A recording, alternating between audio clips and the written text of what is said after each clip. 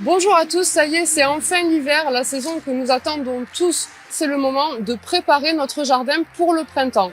Une phase primordiale de cette préparation, ça va être la taille de Noé et la plantation des arbustes.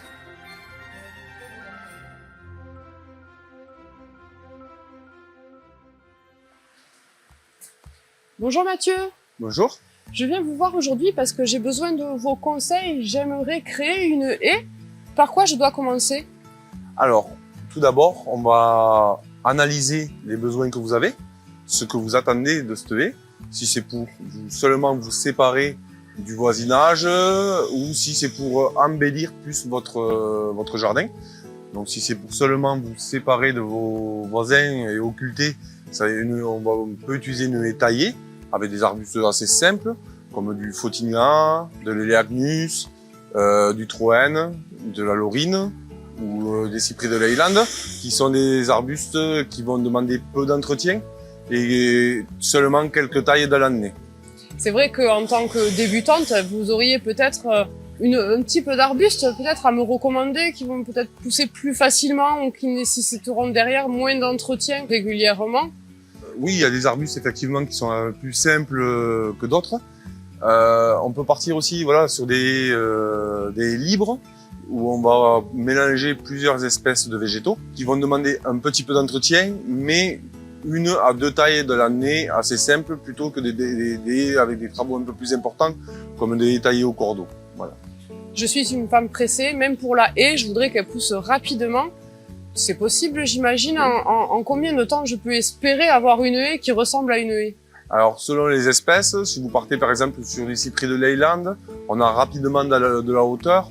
En l'espace de 3-4 ans, on arrive à avoir une haie qui est à peu près finie.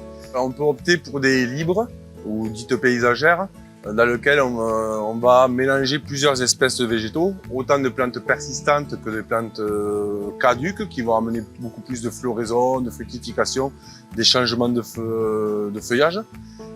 Ça va demander de l'entretien, mais un travail moins lourd qu'une haie taillée qui a à faire au cordeau au moins 2 fois, voire des fois 3 fois dans l'année, si on veut vraiment quelque chose de très carré.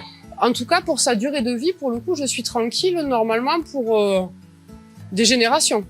Oui, alors une haie qu'on entretient et vit assez facilement et très longtemps. Il suffit de tailler le bois mort pour les libres, par exemple, de supprimer le bois mort pour que ça se rajeunisse au fur et à mesure. Et on entretient l'arbuste et après, lui fait sa vie tranquillement. Une haie taillée, des fois, effectivement, est un peu vieillissante, mais sur la plupart de ces arbustes-là, on recèpe à la base pour que la végétation remonte beaucoup plus jeune et on est reparti sur un cycle. Ça se régénère. Tout sauf pour les conifères qui, eux, par contre, ne peuvent pas être retaillés à la base. D'accord, donc lui on l'arrache et à la limite on refait en notre revêt. haie. Très bien Mathieu, merci. Maintenant je sais quel arbuste choisir. Mais maintenant ce que je sais pas c'est comment le planter. Est-ce que vous pouvez me dire quelle est la première étape à respecter? Bon, faire un trou évidemment, mais quoi, comment, pourquoi dites-nous tout.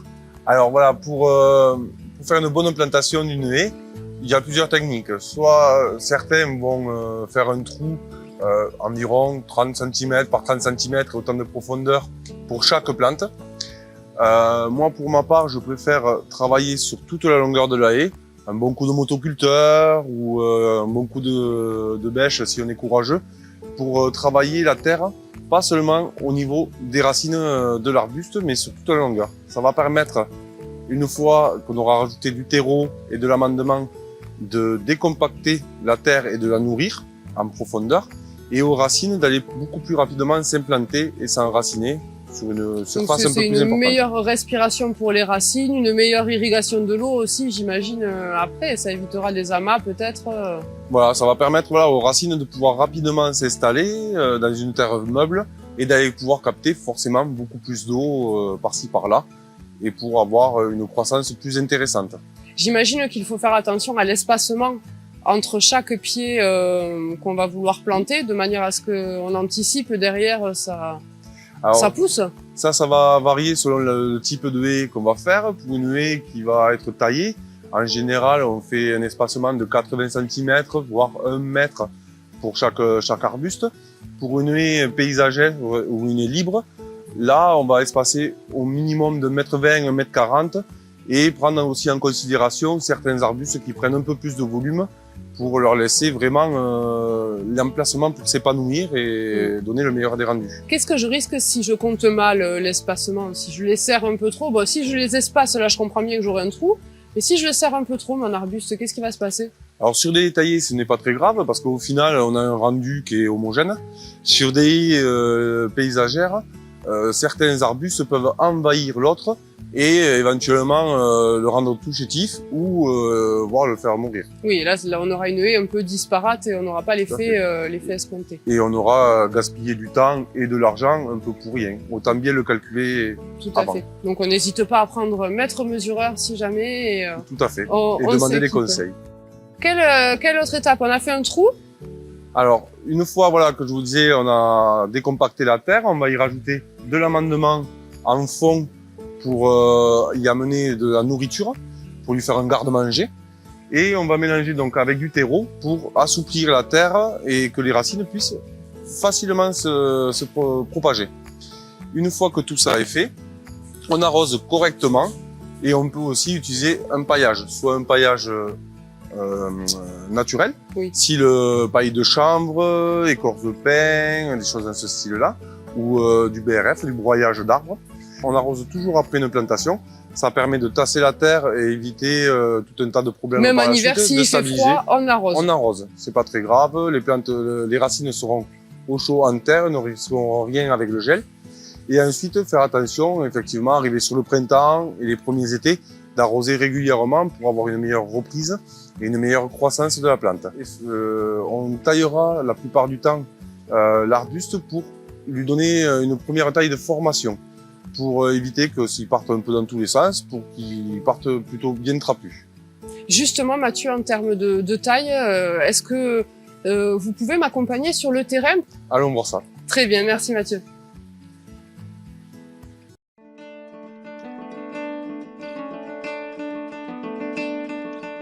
Comme prévu, on se retrouve sur le terrain avec Mathieu. Bonjour Mathieu. Bonjour. Vous avez bien travaillé, on se retrouve aujourd'hui devant une haie bien taillée, bien propre. Quel est ce style de taille? Alors là, on est sur des haies taillées, ce qu'on appelle au cordeau, des droites qui vont servir de délimitation de terrain et pour se protéger des voisins. On va, sur plusieurs années, avant d'arriver là, avoir besoin d'avoir des tailles de formation, où on va retailler les arbustes chaque année d'un tiers à la moitié de la pousse pour que l'arbuste se forme et qu'il soit plus trapu, avant d'avoir une haie qui va monter et sur laquelle on va venir retailler en permanence pour avoir un produit bien droit. En moyenne, on va compter combien de temps pour avoir une haie bien formée, bien propre, rectangle? Alors ça peut varier selon les terrains, l'entretien qu'on va y faire, mais entre 5 et 7 ans à peu près pour avoir une haie de cette hauteur et bien fournie, quoi. Qu'est-ce que vous nous recommandez comme type de plante pour faire une belle haie, justement, comme celle-ci? Pour les tailler, on va utiliser plutôt des arbustes persistants, tels que le photinia, l'éléagnus, le cotonéaster, ou aussi le conifère, qui lui va demander une formation un petit peu différente que tout ce qui est plante à feuilles. Contrairement à ce que j'ai dit tout à l'heure, où on faisait des tailles chaque année, le conifère, on va le laisser pousser à la hauteur à laquelle on veut la haie et ensuite couper la tête pour qu'il se densifie et pour arriver à un produit fini plus propre. Concrètement, comment je vais m'organiser là pour attaquer ma haie, hein, imaginons, elle n'est pas encore taillée. Quelle est la première phase de préparation? Alors là, selon, tout dépend des personnes, certains vont utiliser des cordeaux pour marquer les hauteurs et les largeurs de sa haie, et pour avoir un produit le plus droit possible, le maximum. Et d'autres qui auront plus d'habitude vont le faire à l'œil, en prenant du recul de temps en temps, pour arriver à avoir un rendu bien propre. Moi, j'ai toujours tendance à pas vouloir trop la couper, hein, parce que j'ai pas trop envie de lui faire mal, j'ai pas trop envie de l'embêter. Dans la réalité, combien il faut couper? Alors, ça varie selon la hauteur de la pousse qui s'est faite sur l'année, mais habituellement, on retaille sur la taille de l'année précédente quasiment pour garder la haie à la même hauteur en permanence. Oui, sauf pour les conifères, on a dit, où là on va faire attention qu'ils montent bien avant de leur donner l'épaisseur. L'épaisseur et la forme. Bon, mais Mathieu, c'est parti. Moi, je vous propose maintenant de passer à la phase action. Testons ce matériel. Mathieu, alors ce premier outil va nous servir à quoi? Il est un peu impressionnant. J'espère qu'il fait du bon boulot. Alors là, on est sur un taille-haie à batterie. C'est un bon détail maintenant. Ça fait des produits qui sont beaucoup plus légers, beaucoup plus maniables et plus simples à utiliser. Ça évite de couper le fil. Tout à fait. On a tous connu couper le fil d'alimentation. Oui. Voilà, c'est terminé. Là, ça va permettre de dégrossir bien comme il faut la haie, voire même de fignoler pour certaines. Et là, on va couper des branches de quelle taille, comment on dit, de quelle circonférence? Alors, on va être sur la petite branche quand même, maximum 1,5 cm, pour aller bien, 2 cm, mais il faut faire attention de ne pas abîmer les lames. Donc on ne va pas rentrer trop en profondeur dans la haie. Vraiment pour faire la forme et sur un travail de régulier, de finition, pas pour du travail qui va permettre de redescendre la haie de 1 mètre, 1,50 m. D'accord. Ben, je vais le tenir comme ça, je vais sous-peser et ça peut vous laisser le temps d'attraper le prochain outil à nous présenter. Alors là, on est sur une cisaille qui va permettre vraiment de fignoler les angles pour la plupart du temps sur des haies taillées ou aussi de travailler sur des haies avec des petites feuilles pour avoir un travail plus propre, style du buis, du filaria qui, une fois taillé avec une cisaille, ça donne un rendu beaucoup plus net. On n'est pas sur des grandes surfaces là quand même. On peut être sur la grande surface, mais il faut être beaucoup plus courageux. Oui, patient là, hein. Ça marche. Et le dernier outil? Et là, on est sur du petit ébrancheur, il en existe des plus gros. Ça va permettre d'attaquer des branches beaucoup plus fortes, jusqu'à justement au-delà de 2 cm, 2-3 cm, pour qu'on a besoin de redescendre la haie, pour rajeunir ou une haie qu'on aurait oublié de tailler sur une haie, pour rattraper un peu tout ça. Donc ça, c'est le kit minimum, on va dire, de démarrage, taillage de haies. Tout à fait. Merci Mathieu, on se retrouve sur un prochain arbuste. À tout de suite.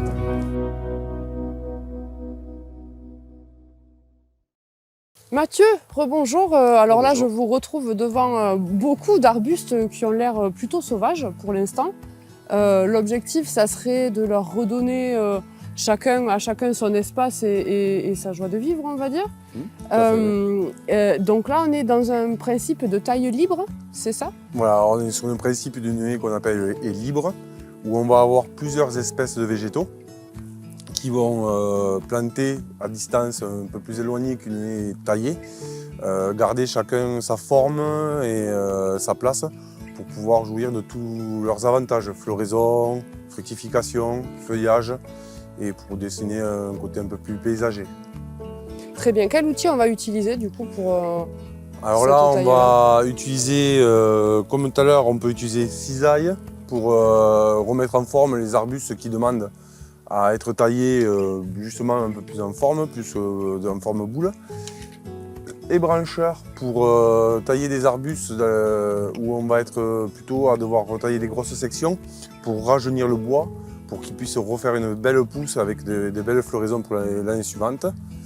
Et on va utiliser le sécateur, comme ceci, plutôt pour faire un travail de fignolage sur différents arbustes. Par exemple, pour les arbustes là qu'on a devant nous, celui-ci, on le voit qu'il a envie d'être taillé, hein, ça part dans tous les sens. Quel conseil pour commencer en fait? Est-ce qu'on va couper plutôt les branches du bas parce que ça pousse un peu partout, plutôt le haut? Par où on l'attaque ce coin? Alors là déjà il va falloir repérer les différents arbustes, leurs époques de floraison, de fructification, pour ne pas les tailler à n'importe quel moment. Si on taille un arbuste qui fleurit au printemps, si on le taille en automne, on perd tout l'avantage de la floraison de printemps, donc ce qui est dommage. Donc tout ce qui est arbuste à floraison printanière, on va les tailler après leur floraison, donc au mois d'avril, mai, comme les forsythias, spirées, et les plantes de ce style-là. Et tout ce qui est arbuste à floraison estivale, comme Buldéia, Abélia, eux, on va être taillés plutôt soit en milieu d'automne ou soit en sortie d'hiver, début mars, où ils vont pouvoir refaire leur nouvelle pousse pour faire leur floraison sur l'été. Là, on est devant un cotonéacer qui, lui, va faire des baies à l'automne. Donc si on le taille trop tard dans la saison, il n'aura pas le temps de refaire sa pousse pour avoir les fruits sur l'automne. Donc on va le tailler plutôt l'automne d'avant pour avoir la sortie des fruits, pour avoir la fructification l'automne suivant. Alors, si vous n'êtes pas très sûr, comme d'habitude, vous prenez un petit bout de branche, vous allez à la jardinerie et Mathieu N'hésitez pas. vous explique et vous dit ce qu'est votre arbuste. C'est important aussi, si on se pose les questions, de venir vous trouver pour avoir le bon conseil et lui donner le soin que la plante mérite au bon moment. Tout à fait. Après, il ne faut pas non plus s'en inquiéter. Comme on m'a toujours dit, une plante, son avantage, c'est que même si on se loupe sur une taille, on repousse. Donc ça permet quand même, pour l'année suivante, de ne pas répéter les mêmes erreurs. Voilà, soyons rassurés, on risque fait. pas trop, normalement on risque pas de la tuer en une taille, à moins de la couper à 10 cm du sol. Tout à fait. Très bien Mathieu, je vous remercie, la pluie s'est invitée. C'est, je pense, le moment de nous remettre au chaud, de vous remercier. Et on attend vos conseils pour la prochaine fois. Avec plaisir. Merci Mathieu, au revoir. Au revoir. Vous avez maintenant tous les conseils pour bien préparer votre jardin pour le printemps. N'oubliez pas, vous pouvez réagir à l'émission sur la page Facebook de Albi Télé ou sur l'Instagram. En attendant, je vous laisse jardiner. Moi, je vais me reposer et bien profiter.